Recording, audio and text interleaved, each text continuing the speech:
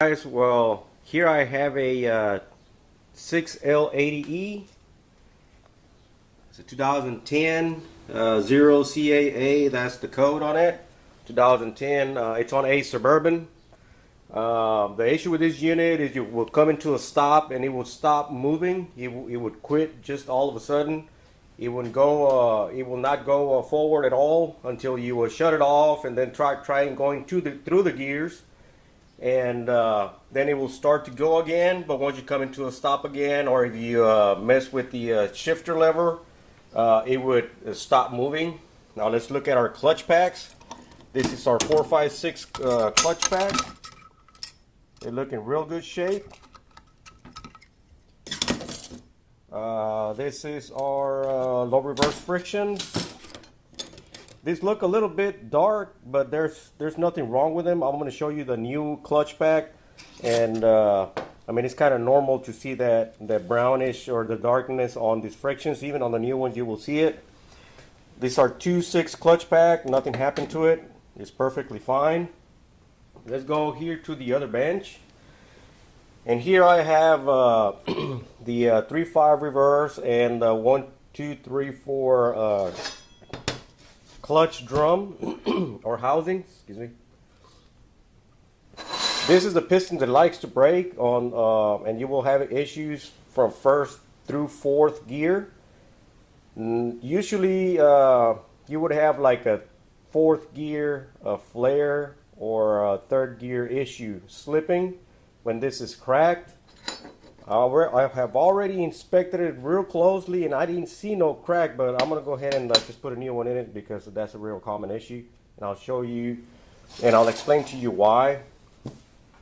Here we have our 1, 2, 3, 4 or 1 through 4 friction clutch pack. And as you see, there's absolutely nothing wrong with it. And here we have our 3, 5 and reverse. So now you're asking, so why this transmission does not move? Okay, well, let's walk over here. Let's go to the valve body.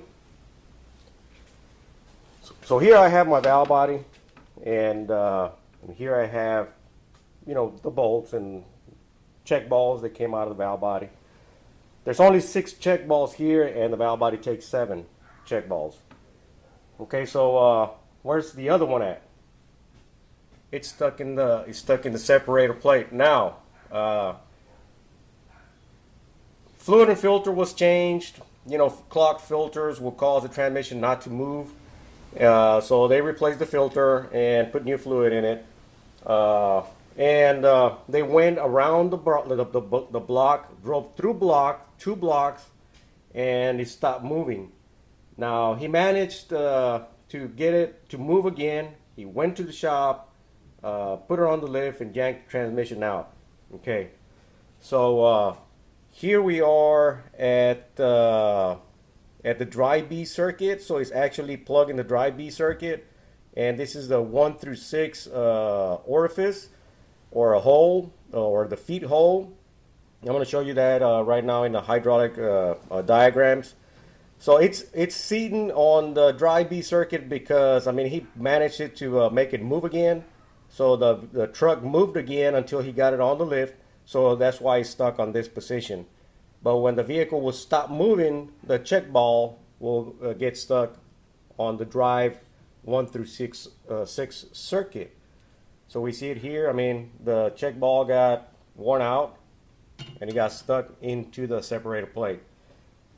Now the check balls that I use, even though sometimes you will get an aftermarket kit, you can see this one here. It's also smaller than that one, and they wear out. I like to use Chrysler check balls, the brown ones. I'll look for one right now. I'm going to put you on the tripod, and we're going to go through some oil schematics and just explain to you why this is the only issue on this transmission. But anyways, I got the low reverse frictions here. They're still in the bag. You guys want a part number? There's the part number there. 242-40041. And I get all this stuff from General Motors. This is the seal kit, transmission seal kit, automatic transmission. 242-60145. I got the piston here, the piston that likes to break. Part number 24238-700. That's this piston here. As a matter of fact, you will see the part number printed on the piston itself. I know it's kind of blurry there. Let's see if we can get it close, but it's 24238-700. That's the part number on this piston itself. Yeah, I can't. I guess the fluorescent lights on the aluminum housing, you will get a little bit of glare. But here it is. It's inside this bag. Now this piston cracks because of pressure spikes. And what I do, I don't have the valve right now. It's Memorial Day weekend. But I actually put a superior pressure regulator valve here to control the pressure spikes that actually breaks or cracks this piston here. So I mean, I'm just showing you what I have done so far and what I have found so far. There is the transmission control module. I'm not going to go through that right now. I'm just going to go through whatever happened here. I'm going to get my some oil schematic diagrams, and we're going to go through it. Now, to get this snap ring out, I mean, I know that on the other video I didn't get him out.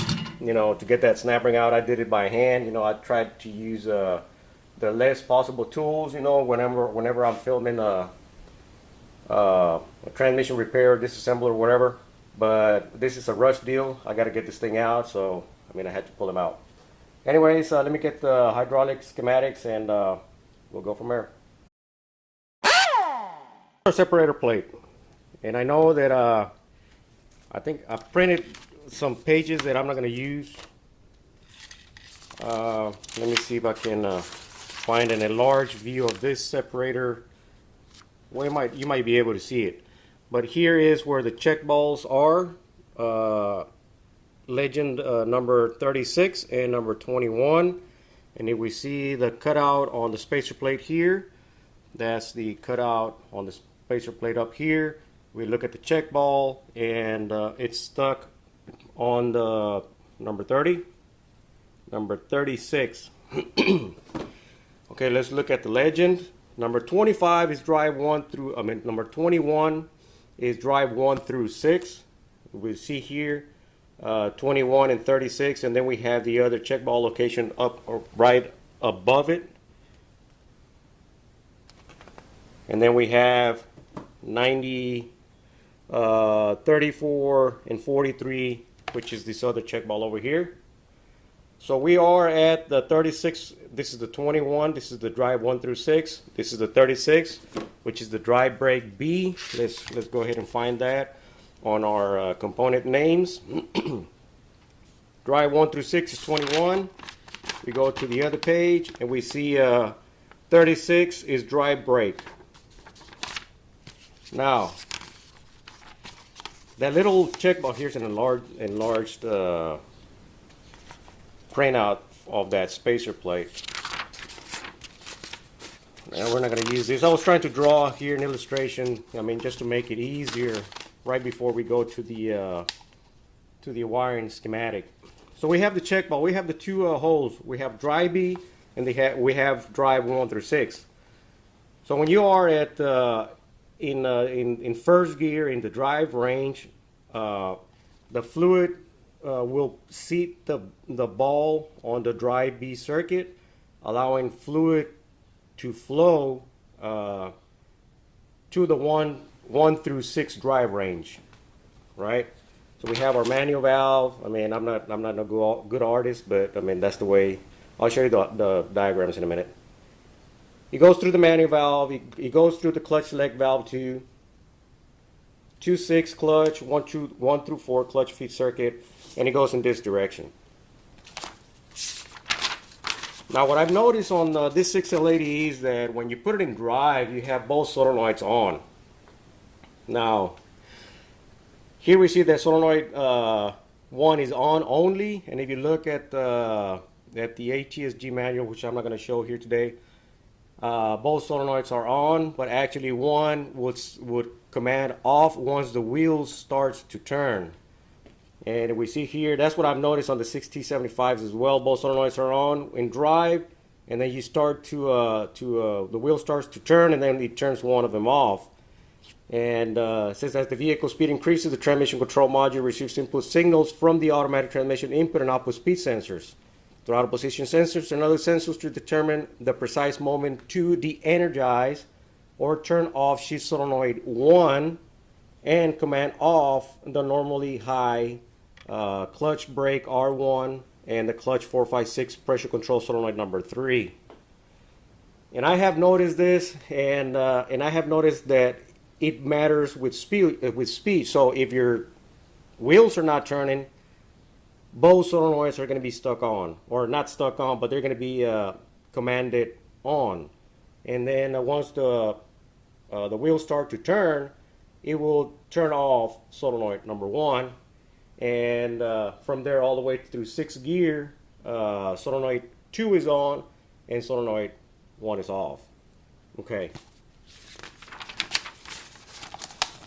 Here's the wiring schematic. I mean, not the wiring schematic, the hydraulic schematic. Just bear with me, guys. I'm no instructor. I am a technician. I'm not an instructor. I don't have those instructor language. I mean, I am a technician. I'm just trying to help you guys out. Here we have our clutch select valve number 2. Here we have our manual valve. Here we have our 1, 2, 3, 4 clutch circuit right here, and it applies. Here's the piston. This is just the sideways cutout view of that. What do I do with that piston? Well, the piston that's in this bag. Where's the old one? Okay, well, you get my drift here. Okay. So from drive, it goes to the clutch select valve here, and it goes through here, and then it goes down into our number 1 check ball. That's our number 1 check ball, the one that's stuck in the plate. And then from there, it directs the fluid. It keeps on going down. I don't know if you can see the little arrows here. And then it goes to our regulator valve. But from there, then it goes to different places, but then it goes all the way down to our 1, 2, 3, 4 clutch circuit. If you see here, our drive B, the check ball is sealing or is seated by fluid pressure to the drive B circuit. Now that check ball being that small, and 2 blocks later it started to move again, made a U-turn and put it on the lift and yanked the transmission out. This is for a friend of mine that has a tranny shop. So he immediately pulled the transmission out, and it was still moving forward, and that's why we have the check ball stuck in the drive B position. But when the vehicle would stop moving forward, the check ball would be blocking the feed fluid going through the 1 through 6 circuit here. And it goes to the 2-4 clutch regulator valve, and everything in red, that's where it goes. It goes to the solenoids. We have, as you see here, we see shift solenoid 1 is commanded off, because on this schematic the wheels are already turning. Now in Mitchell, I did not find a drive stationary hydraulic diagram, but I've seen it on the scan tool that both solenoids are on, and once the wheels start turning, shift solenoid 1 turns off. So that's just an added information I'm sharing with you guys, what I have seen and what I have noticed. Okay, so let me see what else I got for you guys. Well, I got the drive range, 1st gear, engine braking. Now this is like if you have it in manual low. Some trucks don't have the manual low or the 2 and the 1 position. All you have is the drive, and then you have the little plus and minus. It just depends on what truck you're working on. But it says when the gear selector lever is moved to the drive range from the neutral position, the transmission will provide on engine braking. It says the normally low clutch 1, 2, 3, 4 pressure control solenoid 5 is commanded on. Now let's go to the wiring schematics. Here we see check ball number 1. It's delivering fluid to the dry B circuit, and is blocking the 1 through 6 clutch port here. Like I said, I mean, I am no instructor, I am a technician. I'm just trying to share this information with you guys. One of you guys is having an issue with the truck with the similar symptoms. So this is what I have found so far, and this is what I do to the 680Es whenever we have an issue like this. Common failure on this is this piston caused by pressure spikes on the pressure regulator valve on the pump. I install a transgo valve. I think it serviced 3 transmissions in one of the little boxes that it come in with. Service kit. I mean, you could go to TransStar, get a banner kit or whatever, but this is available through the dealership. I mean, you have an account with them, I mean, you can just get it. There's the part number there. Seal kit. It comes with all the seals, all the paper rubber rings and seals. I mean, even the gasket for the transmission control module. Everything to service. The 1, 2, 3, 4, 3, 5 reverse drum. Front and rear seal. I mean, it's just to service. This is what the dealer technicians do. They get parts like this and they just repair the issue. I mean, they don't go through a complete overhaul. This is what I'm going to do to this unit, but I just thought I would share this with you guys. I just can't remember what it is. I think it's the number 5 check ball. I've seen some of this check balls stuck before. I can't remember what exactly the issue they will do, but I've seen this before, and I think it's on number 5 check ball. So keep an eye on that. I use Chrysler check balls for those, like a 45 RFE. There's 7 in a little small parts bag. Let me see if I can find one right quick. Hold on. Okay, so here's the check balls. Here's the original check ball, and here is one of the Chrysler check balls. Actually, you can find this on the 470W as well. Trans-Tech overhaul kit. But as long as it's this brown type check ball, they're very durable. They don't wear, you know, like the yellow ones. Let me pop this one out and see what can come out. I mean, just look at that. Look at the difference in size. I mean, that thing is just totally worn out. So there you have it. Stuck check ball in the plate, in the separator plate. That's the number 1 location on the check ball. I believe that's the number 5, and I can't remember the rest of them. Got to look it up. But anyways, there we have it. Intermittent, no movement forward. Sometimes it wouldn't move at all until you mess with the shifter. Turn the vehicle off, turn it back on, and then until it starts moving again. Stuck check ball in the separator plate. No trouble codes at all. No trouble codes. Alright guys, well, thank you for watching. If you're not subscribed, go ahead and click the subscribe button. And once you're in my channel, there's a features channels. I got features channels on the right hand of your screen once you're at my channel. Those are other transmission repair guys. Check them out. Subscribe to their channels as well. This is Hiram. Thank you for watching.